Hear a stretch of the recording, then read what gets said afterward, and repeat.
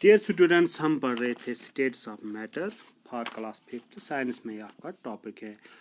इसमें हमने कल पढ़ा था melting, freezing and evaporation. Melting क्या होता है? जो अगर आप आइस लोगे तो आप इसे हीट करोगे तो वो मेल्ट हो जाए, वो लिक्विड में वो चेंज होगी। और जब आप इस लिक्विड को फ्रिज में रखोगे या कूलर किसी फ्रीज़र में रखोगे तो ये क्या हो जाता है, ये फ्रीज हो जाता है, उसे कहते हैं, ये आइस बन जाता है, उसको कहते हैं फ्रीजिंग। हाँ, अगर आप इस लिक्विड को किसी गैस पर रखोगे या स्टोव पर रखोगे, फिर आप इसको हीट दोगे तो ये वेपर फॉर्म में चला जाएगा, गैस फॉर्म में। आपने देखा कि change in the state of matter. अगर हमारे पास आइस है, हम इसको हीट करके वाटर में चेंज कर सकते हैं। अगर हम और हीट देंगे वाटर को तो ये वाटर वेपर में चेंज हो सकता है। अब आज हम पढ़ेंगे कंडेंसेशन।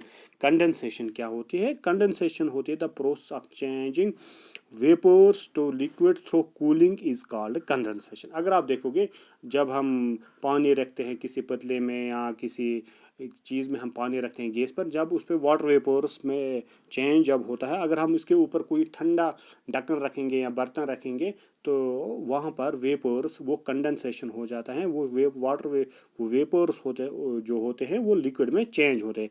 वह अगर हम आप जब जाते हो दुकान से जूस लाते हो या कोई और ठंडा जूस लाते हो या फ्रिज से निकालते हो, फिर आप जब इसमें गिलास में डालते हो वो जूस, तो आप देखो कि गिलास के बाहर भी कंडेंसेशन होती है। वहाँ पर कुछ वाटर मॉलिक्यूल्स वो रह जाते हैं, रहते हैं वहाँ पर बाहर। आप देखोगे, अगर आप पानी लाओगे तो वहाँ पर भी water vapours in the air near the beaker cools down when it comes in contact with the cold beaker. जो वाटर वेपर जो होता है एयर में, जब वो बीकर के साथ टकराते हैं तो वो कूल डाउन होते हैं, क्योंकि इसमें ठंडा पानी जो होता है तो वो बन जाते हैं, वो पानी बन जाता है। आप देखोगे वहाँ पर जो गिलास के बाहर के सरफेस पर क्या होता है, जो वाइब्रेशन है, द वाइब्रेशन ऑफ मॉलिक्यूल जो होती है स्लो डाउन होती है। जो वाटर वेपर्स की जो वाइब्रेशन ज़्यादा, वो गैस फॉर्म में वो slow down and molecules became less free to move.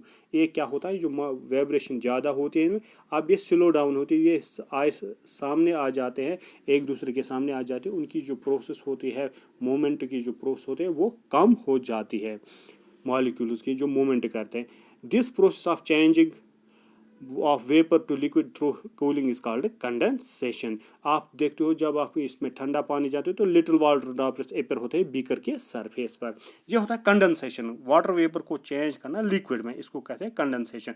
इसमें पहले हम हीट देते हैं, जब वाटर वेपर्स निकलते हैं हमको उनको कूल डाउन करते हैं तो वो वाटर वेपर्स बन जाते हैं, उसको कहते हैं कंडेंसेशन।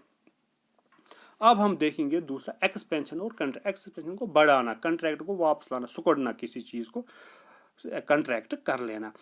अगर आपके पास बैलून है, जब आप इसमें हवा भर देते हो वो एक्सपेंड हो जाता है, हवा की वजह से एक्सपेंड। जब आप बाहर निकालते हो उस बैलून से हवा, वो कंट्रैक्ट हो जाता है। अब हम देखेंगे कंट्रैक्ट और एक्सपेंशन क्या है। The molecular matter increase on heating. अगर आप किसी चीज़ को हीट दोगे तो इसमें जो मॉलिक्यूल्स होते हैं उनमें जो मूवमेंट होती है बढ़ जाती है, इंक्रीज होते हैं। जो heated molecules need more, the heated molecules need more space to. अब जब ये बढ़ जाते हैं तो इनको ज़्यादा स्पेस होनी चाहिए, खुली जगह होनी चाहिए और स्पेस होनी चाहिए। द साइज मैटर इंक्रीज, इनका जो साइज जो मैटर होता है वो भी इंक्रीज हो जाता है। Increase in size of matter on heating is called expansion. अब हम डिफाइन करेंगे what is expansion. This increase in size of matter, जब हम किसी मैटर को हीट देते हैं, इसका साइज जब बढ़ जाता है तो ऑन हीटिंग उसको वो एक्सपैंड हो जाता है। यू हैव नोटिस्ड, आपने देखा है कि that sometimes the lid of बोतल gets jammed and tight and too tight to open. आपने देखा जो ढक्कन होता है बोतल का, वो किसी वक्त जैम होता है, टाइट होता है, और this lead is heated gently. फिर हम इस लीड को थोड़ा सा हीट करते हैं, वो एक्सपेंड हो जाता है। The metal lid then expand and loose its grip on the बोतल and can be open easily. जो मेटल लीड होता है वो थोड़ा सा इंक्रीज हो जाता है और वो थोड़ा बढ़ जाता है, वो इजीली ओपन हो जाता है। अब हम देखेंगे व्हेन, अगर अब यही मैटर हम लेंगे, व्हेन वी कूल मैटर, जब इस मैटर को हम कूल करेंगे, ठंडा करेंगे, इट्स पार्टिकल जो होते हैं वो क्लोज होते हैं और कम स्पेस पकड़ते हैं, क्लोज आ जाते हैं। वो पहले वो दूर दूर से, अब वो नज़दीक नज़दीक आने लगते हैं, अब वो नज़दीक नज़दीक आने लगते हैं। अब क्या है, जो मैटर जो होता है ये कंट्रैक्ट होता है, यहाँ हम कहेंगे उसको श्रिंक हो जाता है, ये कंट्रैक्ट होता है या श्रिंक हो जाता है। This phenomena is called contraction. उस जो इस फिनोमेना को कहते हैं कंट्रैक्शन। अगर आप देखोगे, अगर आप if we keep an empty बोतल इन द फ्रीजर, अगर आप एम्प्टी बोतल को फ्रीजर में रखोगे, फ्रिज में रखोगे, बहुत देर तक रखोगे फ्रिज में, क्या होगा, it shrinks, it gets deform, ये श्रिंक हो जाता है और इसकी जो शक्ल होती है वो डिफॉर्मेंट हो जाती है, वो चेंज हो जाती है। This happen due to the contraction air inside the बोतल, क्योंकि ये कंट्रैक्ट होती है एयर इनसाइड द बोतल, इसी की वजह से।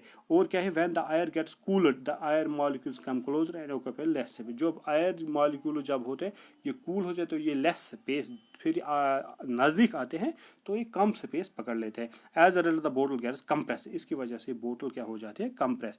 अब यहाँ पर कुछ दिया गया है, बिकेम ए चैम्प। आपको क्या करना है, टेक ए एम्प्टी गिलास बोतल, आपको खाली बोतल लेना है, a balloon and a beaker of cold water, एक बैलून लेना है, उनके ऊपर रखना है, और बीकर ऑफ कोल्ड वाटर, ठंडा पानी। Stretch the balloon on the mouth, आपको इसको ऊपर लगाना है, इस माउथ पर, बोतल के माउथ। Dip the balloon in cold water, आप में पहले इसको कोल्ड वाटर में रखना है, बोतल को cold. After few minutes the बोतल ड्रॉप्स डाउन, नाउ ही, अगर फिर आप बोतल को नीचे रखो, नाउ हीट द बोतल in the beaker again and put in it few minutes, अब आप इसको हॉट वाटर में रखो, इस बोतल को आप hot water, you will see the balloon gets blow little, can you explain this है, ये कैसे। अगर देखो, अगर जब ठंडा पानी, जब इसको आपने इसमें रखा था बोतल को ठंडे पानी में, यहाँ पर हीट नहीं, कोई हीट नहीं थी, ये मॉलिक्यूल्स ऐसे ही रहे जैसे थे, ये वैसे ही थोड़े से कंट्रैक्ट हो गए। पहले जब आपने देखा इस पर थोड़ा सा साइज बड़ा था बैलून का, अब ये थोड़ा सा श्रिंक हो गया, क्योंकि ये अब कंट्रैक्ट होने लगे। जब आप किसी चीज़ को ठंडे मीडियम में रखोगे, जब आप इसको हॉट मीडियम में, तो इसमें जो वेपर जाते हैं तो ये बढ़ जाता है। इसका मतलब है जो हीट की वजह से मॉलिक्यूल्स ये एक्सपैंड होते हैं, और कोल्ड की वजह से ये कंट्रैक्ट हो जाते हैं, वैन। और ये भी आपने देखा कंट्रैक्शन होते हैं कूल। फिर हम यहाँ पर कुछ है चेंजेस होते हैं, कुछ एक चेंज होती है फिजिकल चेंज, दूसरी होती है केमिकल। फिजिकल चेंज होती है टेम्परेरी चेंज, और केमिकल चेंज होती है permanent change. A physical change is a temporary change and can B reserve, physical change temporary, और इसको हम वापस ला सकते हैं। फॉर हम देखेंगे क्या होता है। It might change the appearance of a material but does not create new, इससे शक्ल बदल जाती है मगर नया मटेरियल नहीं बन जाता, नया मटेरियल नहीं बन। For example melting of ice, अगर आप देखोगे ये मेल्टिंग ऑफ आइस, आपने आइस लिया, उसको मेल्ट किया, हीट किया, फिर पानी बन गया, फिर उसको कंडेंस किया, फिर उसको फिर फ्रीज किया, ये वापस बन गया, इसको कहते हैं फिजिकल चेंज। आपने इसको फिजिकली चेंज किया, ये टेम्परेरी है। अभी बर्फ़ है, टेम्परेचर की वजह से ये पानी बन जाएगा ज़्यादा, अगर आप फिर से टेम्परेचर डाउन करो ये बर्फ़ बन जाए, इसे कहते हैं physical change.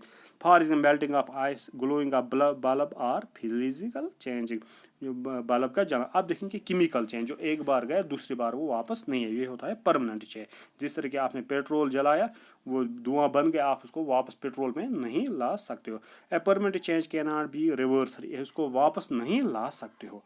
Here new materials are always, यहाँ पर नए चीज़ बनते हैं। फिजिकल चेंज में नया चीज़ नहीं बनता था, कोई न्यू थिंग नहीं बनता था। Many times these new materials are useful, किसी वक्त ये मटेरियल जो नया बन जाता है ये हमारे लिए यूजफुल है।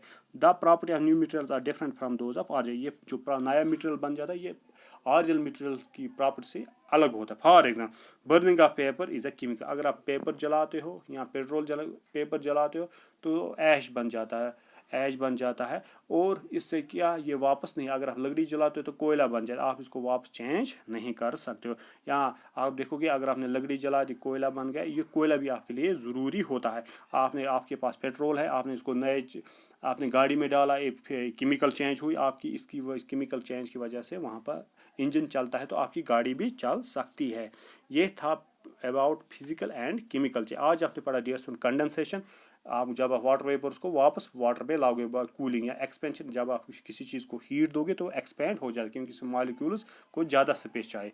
और कंट्रैक्शन में सिकुड़ना, श्रिंक होना, ये वापस आ जाते हैं ये कम स्पेस पे। और physical change means temporary change जो वापस आ जाती है। For melting of ice, glowing of bulb, अगर आपने स्विच ऑन किया तो वापस बल्ब ग्लो हो जाएगा, फिर अगर आप ऑफ करोगे वापस आ जाएगा, ये ऐसे ही रहेगा बल्ब। और केमिकल चेंज जो एक बार गया दूसरी बार वापस नहीं आएगा। For example burning of paper को आपने चला, ये वापस पेपर नहीं बनेगा।